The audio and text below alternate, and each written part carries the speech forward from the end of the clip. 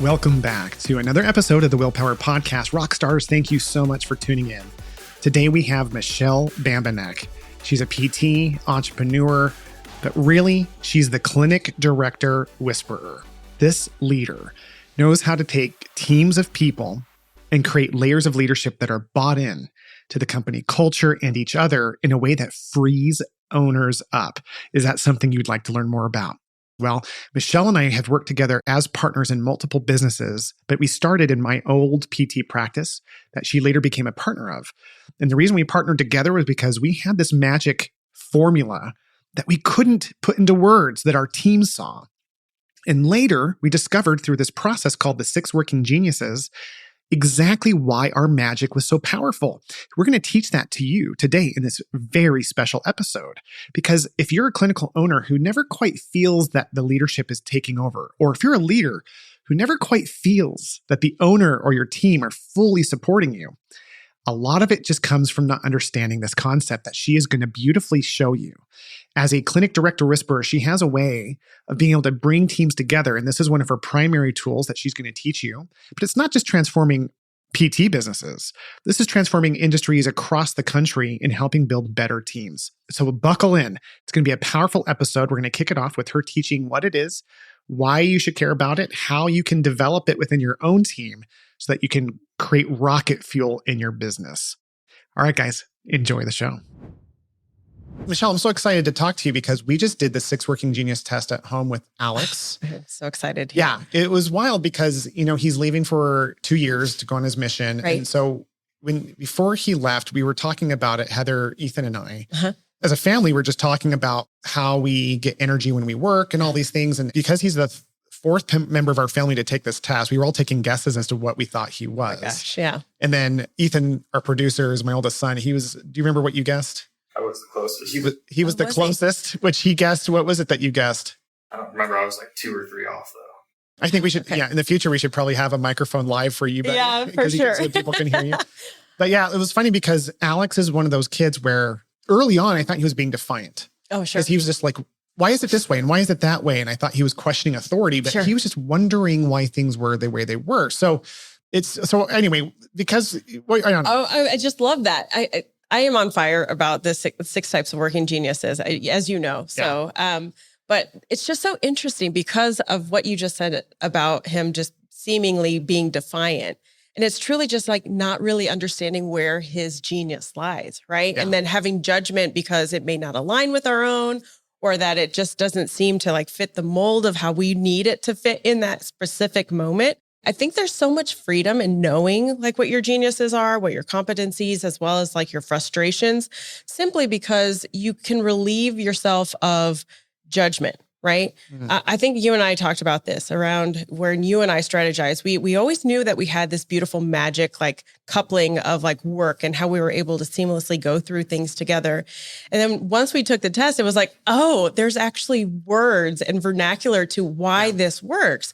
Because, invention to discernment, to galvanizing, to enablement, like we just were able to work through that flow. Now we miss on the other opposite ends where we had team members to help bring in some tenacity, and you have some wonder in you, and I do too. But that being said, we get a better understanding of like what really brings us joy and energy, but also the capability just naturally, right? And so.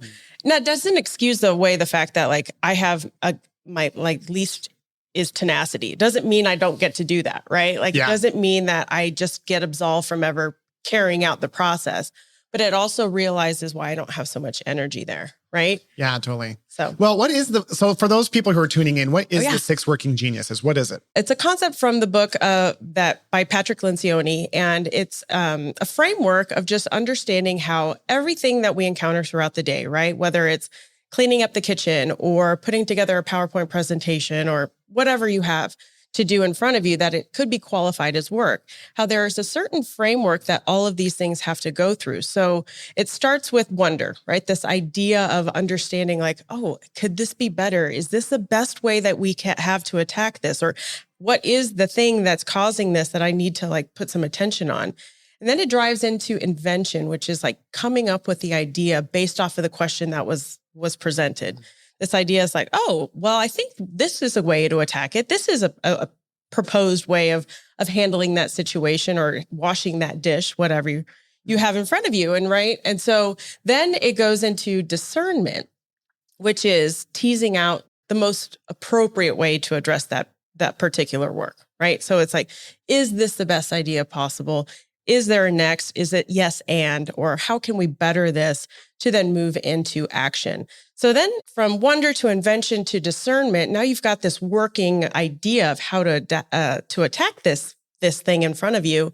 And now we have to rally the troops. And that's when it goes into galvanizing. This is an individual who just loves to get inspiration through people, right? They're just presenting this situation, this way of addressing this problem, this work, this project, and they just engage the team. It's like, show them the possibilities of what's in front of them. And then off of the heels of a galvanizer goes into enablement, which is that individual that packages the situation, has the policy, procedure, the workability of how to get that thing tackled, right? It sets up the scene for someone to tackle the work. And then it moves into tenacity, which is what we consider boots on the ground, those people that are actually carrying out the work to completion. So it's this beautiful framework of how things work together.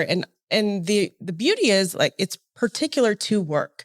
Doesn't mean it can't be used as for families or in the student situation, but it is a way of understanding where you fit into that puzzle piece, but then also how do I leverage the strength of others? How do I infuse what I do well and make the thing go really great? So I really should back up a little bit in terms of what I mean by genius, tenacity, So there's 3 breakouts, right? So it's geniuses, competencies, and frustrations. The geniuses being the thing that naturally gives you energy that doesn't feel like work, right? Yeah. The thing that's just like, I love doing this and nothing can stop me from it. The competencies are like, it doesn't really necessarily draw from your energy, but it doesn't necessarily mean like you get all of your energy So you from can it. do it, but it doesn't necessarily feed your soul. So you're capable of doing it well, but it's not like this thing that you get excited about, like the 100%. green or the ones that energize you, light you up.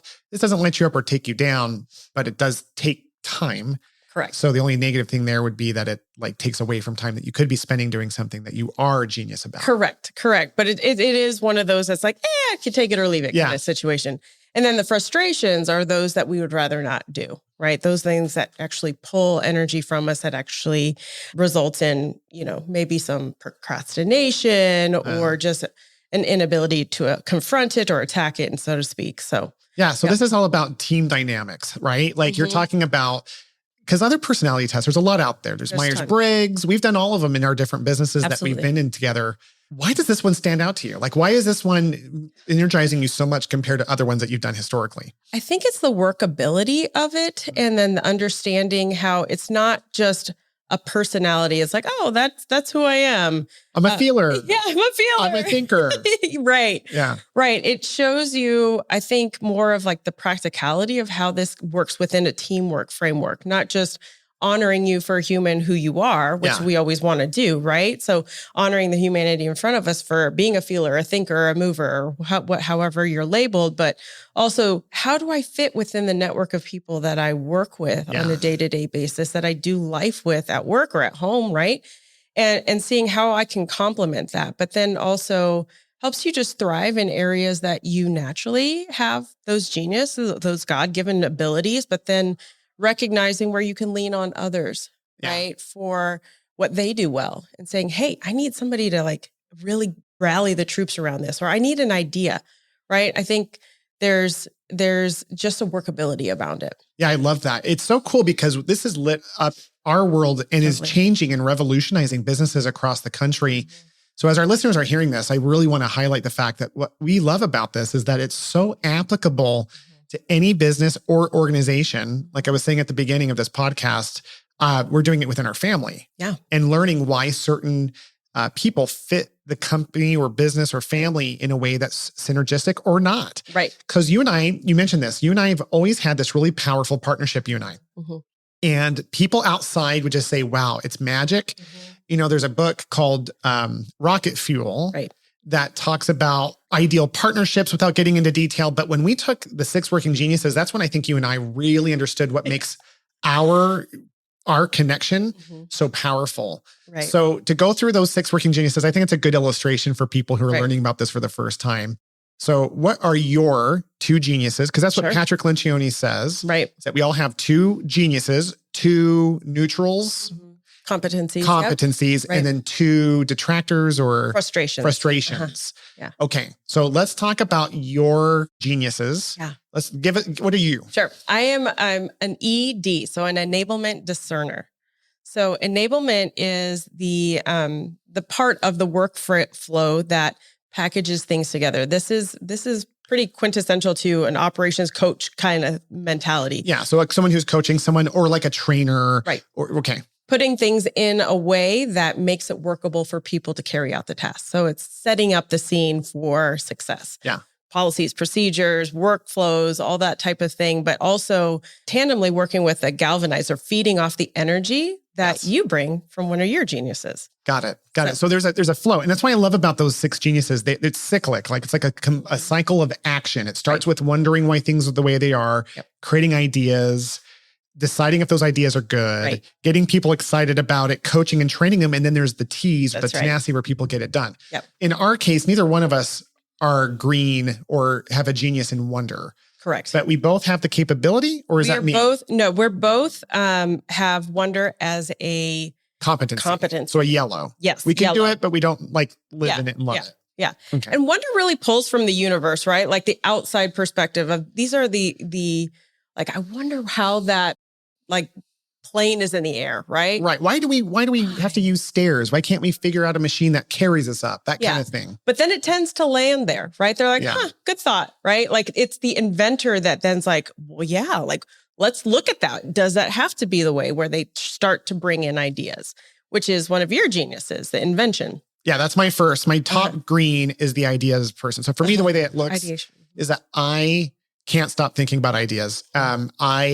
My favorite thing in the world is to have a whiteboard and for someone to present either a problem or an opportunity.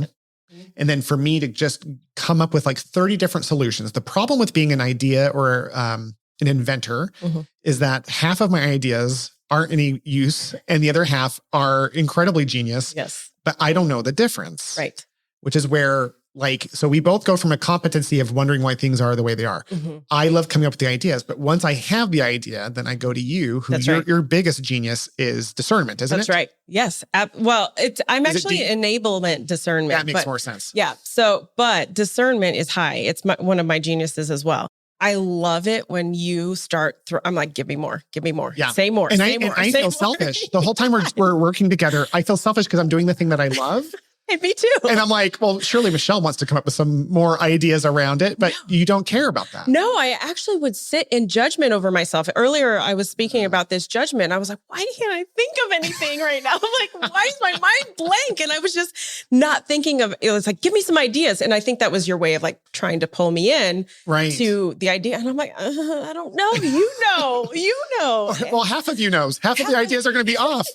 But you loved discerning those things and being like, well, that was genius. This one, and you have a very kind way. You never say it's trash. Right. But you have a kind way of just saying, well, let's kind of, Which is an important point, right? So we can settle into our geniuses, but also have to recognize that of others. So I can quickly shut you down if I'm like, that's terrible. No, right? Right. And really just minimize or detract from your genius by settling too firmly into mine, right? Of discernment. Right.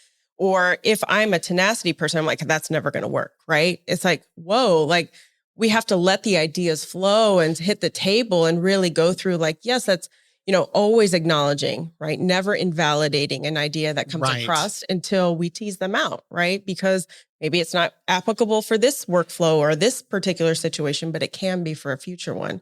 Yeah. So it's this beautiful give and take of acknowledging what you do well, but then also sharing in with others.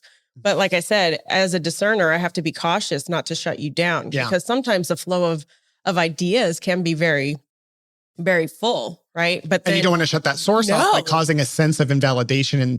But I do love the fact that you are able though to highlight the ones that work really well, because what happens is when you discern, you're able to explain to me why it's a good idea. Right. Ethan, my son, who's producing this, he is a discerner as well as one of his strengths. And earlier today, I was presenting a problem about an event that I'm speaking at this weekend.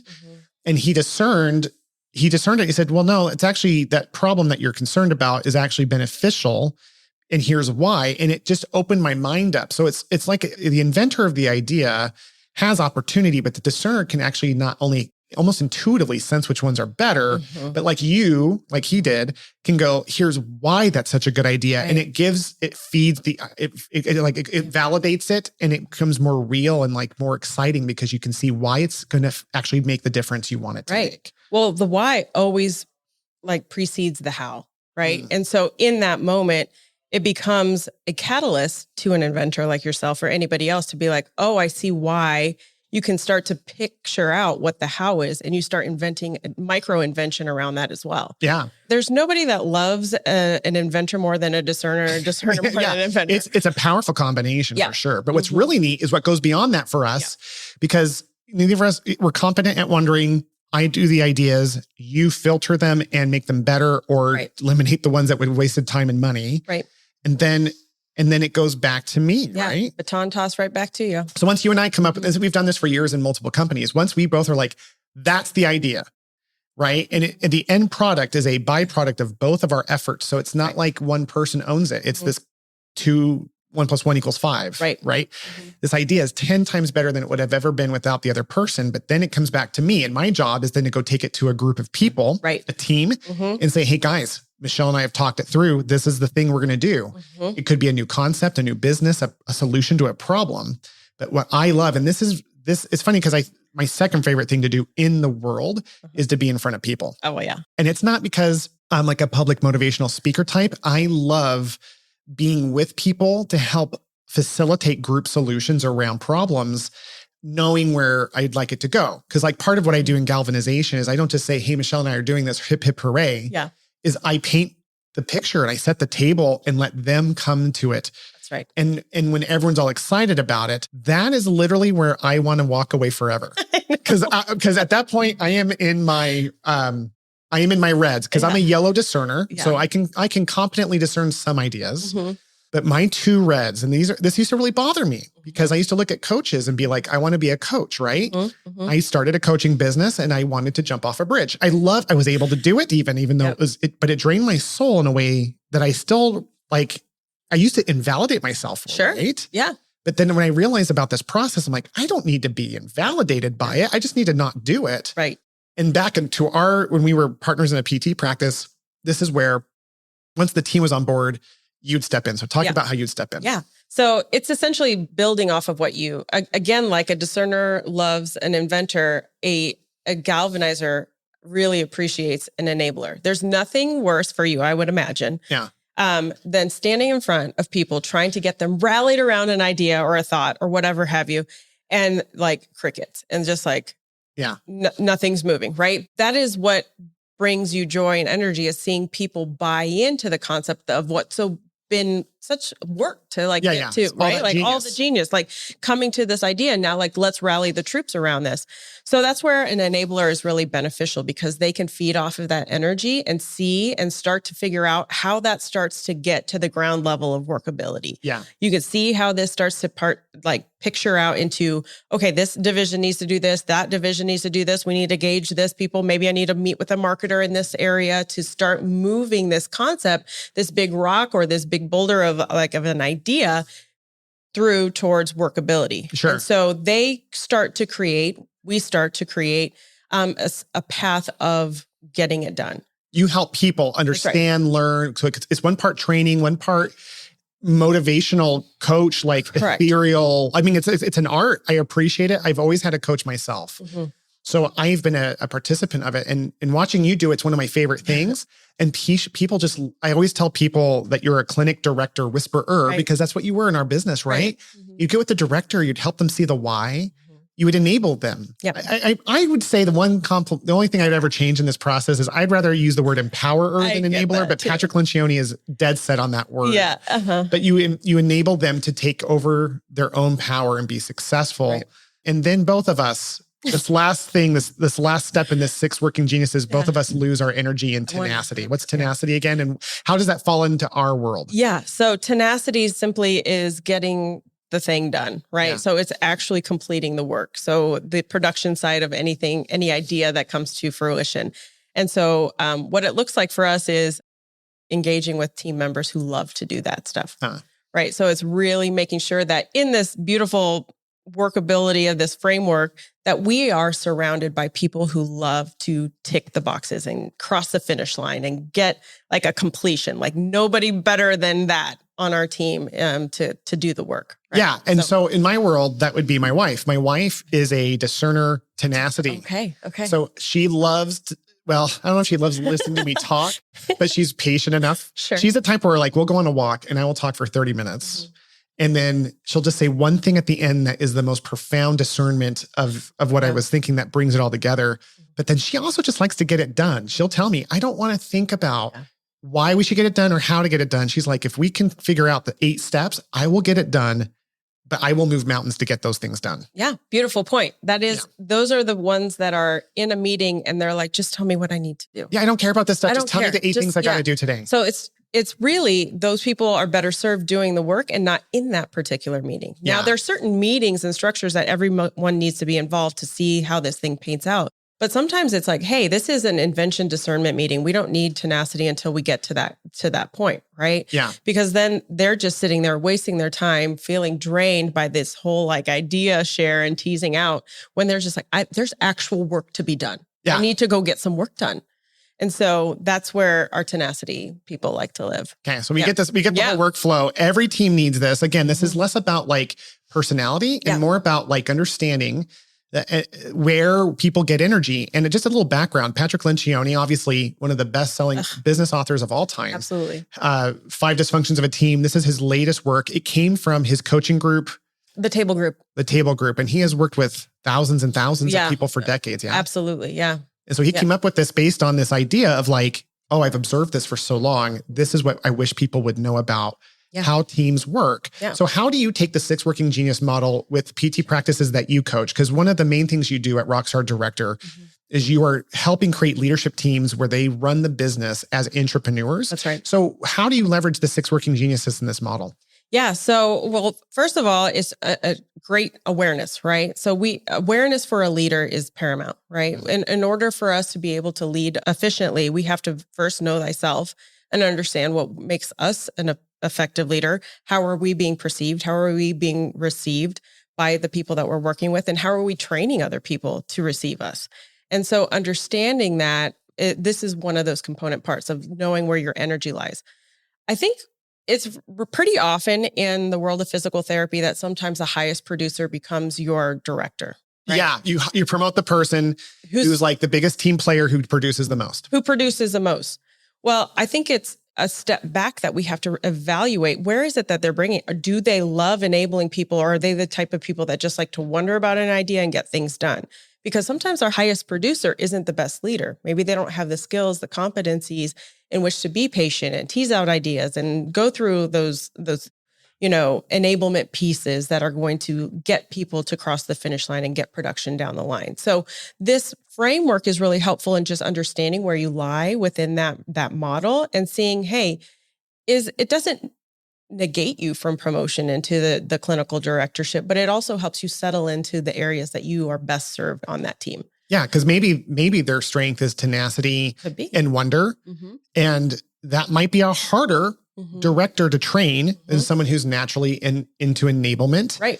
Or discernment or invention. So is there a combination that you see as ideal, or is it really vary? It really varies because it just will tailor the way that I approach that coaching session, right? Like if they're a wonder or an inventor or a tenacity, then in that moment, I know that they have an ability to get work done. So their tendency might be like, why aren't these people just getting the job done? Right. Why aren't they finishing their notes? I can't get it. Like, I don't understand. And it's then like really helping them understand their other teammates and like where they might be. And so they have to build and strengthen the other component parts of this framework in order to better be able to serve them. They've got that down. We can cross the line on like statistics, but how are we introducing them into crucial conversations? How are you going to be leveling with them on a personal level that to see their hopes, need, wants, and desires as a human being, just like your own, right? Yeah. And then really taking into consideration where they have their strengths, then nurturing those, but then also building up those other component parts of tenacity that just needs to get done, right? We need to do our notes. We need to bill appropriately. We need to get our billing across the finish line so that the revenue cycle can take place. So it's marrying that with all the other areas, and it's just nice to see what the whole team has to offer. And then you can just lean into each one of them. But for me specifically, it helps me understand their baseline and then determine where we need to do our coaching, where they need strength. And I'm guessing where you need to hire for others, because that's the cool thing as a director or an owner, if they know what their 6 working geniuses are and where their energy drains are, they could build and hire a team based on that. So in real life, for one of my companies, when this concept came out, we were just building our leadership team for one of my companies. And so it was time for me to hire an executive assistant. Yeah. So I wanted tenacity. Yeah. I wanted someone who was going to if I was a tenacity based owner, maybe I'd want an executive assistant to be more of an ideas person or a wonderer. But I already kind of have that covered. The tenacity is what I stink at. And I hate. So I needed someone with a great attention to detail with a high degree of tenacity. And so we found Kim, and she just hit a year last week with us. Oh, good. And I can't live without Kim. Kim is the type where I can invent ideas, discern enough a little bit on my own or with one of the other discerners in my leadership team. Right. And then go to Kim and say, hey, Kim, this is the idea. Here's about the 12 steps I think you need to do, but figure it out. Sure. Kim's the type that will see the product, the finish line, and just get it done. So to your point, I think that the key to this is the idea of like just knowing where the teamwork is where the dream works. Yeah. So if we know where the owner is and what their strengths are and what they want to do, and the director, what their strengths are, and you can hire, you can either train or hire to those other missing geniuses to complete the cycle. Yep. And yeah. Absolutely. I think it's a beautiful tool to utilize and leverage for recruiting. Right. So knowing where your gaps are and seeing who you need to bring onto the team, like in a hiring situation. Real life for me too. I am training or coaching with a group, and they took the test. And one of the team members that was in a leadership position, it's still remaining in a leadership position, but was removed from the weekly calls because that was not something that served them. They weren't contributing. They weren't getting anything out of it. They were like, they'd rather go do the work. So the leadership transitioned to putting some of the global responsibilities on one of them. And then some of those like more moving the needle on like diagnostics and running that part of like the actual doing of work and provision of care moved to that particular provider. And so it's just nice to see that they can use that to still strengthen their individual leadership without creating, you're a bad leader blanket statement, right? It's just like you just don't do well in this area, but you excel beyond my understanding in this one. Yeah. And I think that's something I've seen and heard so many times over the years with owners who are like, oh, why can't my director just get it? And they don't realize that maybe what they're doing is they're comparing their working genius that they had as the leader in that role against someone who gets an energy drain from it. And they're not able to support them, because all leaders who ultimately are frustrated with their directors or any other, mid-level leaders, they feel like they're failing. They're like, well, clearly I stink. They may blame them when they're frustrated, but it's more of this like invalidation of self of like, I can't even build a team.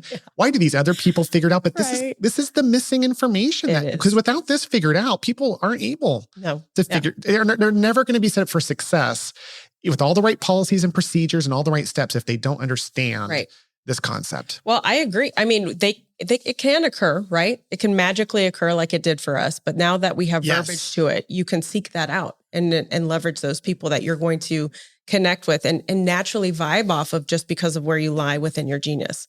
So I think it's imperative for everyone to take this test. I'm getting certified in it. I'm so excited about it. Yeah. I think it's a beautiful way to leverage some behind the scenes understanding of who we are. to a workability in our clinics. So yeah, I love that. It's kind of funny. I was having lunch last week with James from Show It. Oh, okay. Yeah. So this is a company that I was renting space out of. They're a marketing company and Yep. they're very successful. They're not a marketing company. They're a SaaS. Okay. So they build websites for people specifically in the photography space, but they can do it for anybody, but they're massive. Like they're growing like crazy. So James is the director of marketing. Okay. And he and I were sitting down having lunch on Friday. And we're talking and he's talking and talking and talking. It wasn't like an over talker. Sure. I was engaged the whole time. I was fascinated with him. And usually I'm that guy. Sure. I'm the one who's over talking and, and steamrolling a little. But he was just going off. And I was fascinated with what he was saying. I was rolled into it. And then he was talking about his world. And I just said, there's this concept called the 6 working geniuses. And he goes, shut up. He goes, I am a IG. Oh, stop. He goes, I am an IG. And he went through my exact geniuses in order. And it was so funny because so we started talking about him being an inventor of ideas and galvanizer. And we were talking about his world. It's amazing to me because this concept has only been out officially for a year or two. But it is taking storm. It's a simple test. I think it costs $25. $25, yeah. We'll put that in the link, Rockstars. Go down to the bottom, click on the link, take the test. We get nothing out of it financially. We just want you to make sure you take this test because it begins, like Michelle said, in understanding who you are in this world of geniuses. And it's going to open doors of like, no wonder I suck or hate doing X, Y, and Z. Right. And all that self-invalidation goes away. And then I've been building my world around getting into those geniuses ever since. And it's just been like this superpower. But going back to James, we were talking about the power of this in their company of how they've been able to build teams based on this concept of like, what do they have and what are they missing? And it's almost like they're shortcutting what you and I had to do at Rise Rehab, which is like, gosh, why isn't this working with this person? And an inexperienced leader takes it personal. Either they judge themselves or more than often, they'll judge the other person and then like be tempted to like complain at least to their spouse about them late at night. Yeah.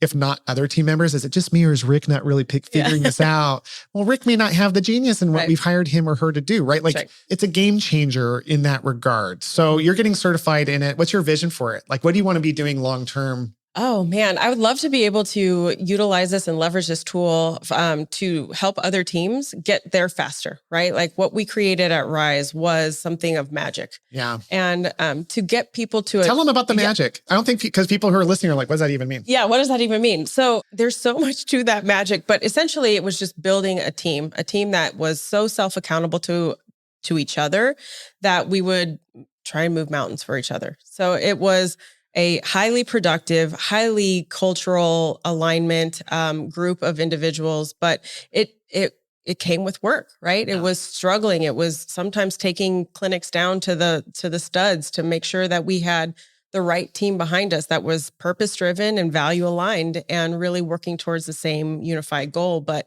I mean, it was just a team that took accountability to the next level. Yeah. This idea and this concept that some people shy away from of like, oh man, you're going to hold me accountable. I don't want to have that conversation to, hey, I know my impact in this team and it's valuable at any level from CEO down, right? And up again. That idea of like, I care and love about you enough that we're going to hold each other accountable to this target, to this goal, to this statistic, to this metric, to this value, to our purpose. And when you have everyone beating at that same drum, it's just incredible.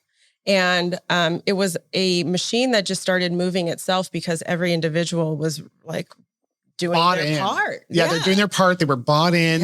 They cared about the collective more than themselves. Oh, that's the biggest thing. It's just, understanding their 360-degree view around themselves. And so by doing this, I'm impacting all these other areas. And that understanding, that awareness of their involvement in the greater, like a part of something bigger than themselves, was where the magic came. It's hard not to think about, like, because for me, I remember the days of like, and you've heard me share this story of where I came back into the clinic once when I had a different team to pick up something from my office that I'd forgotten, and my team was having their own meeting after the meeting talking about how horrible I was. Right. And it was amazing to me years later when we had those multiple locations going into a town hall that we did once a quarter where we'd shut down the practices and bring everyone together, how we would walk in they were so thrilled to see us, but they were that excited to see everybody. Absolutely. There was no like favoritism. Nope. People were all about the collective, like a movement. Yeah. And it was so magical. We had that 1 to 2 years, maybe more of this experience. And that's when you and I were like, we've got to share this with others and take this out to the world. So it sounds like you're on a mission to help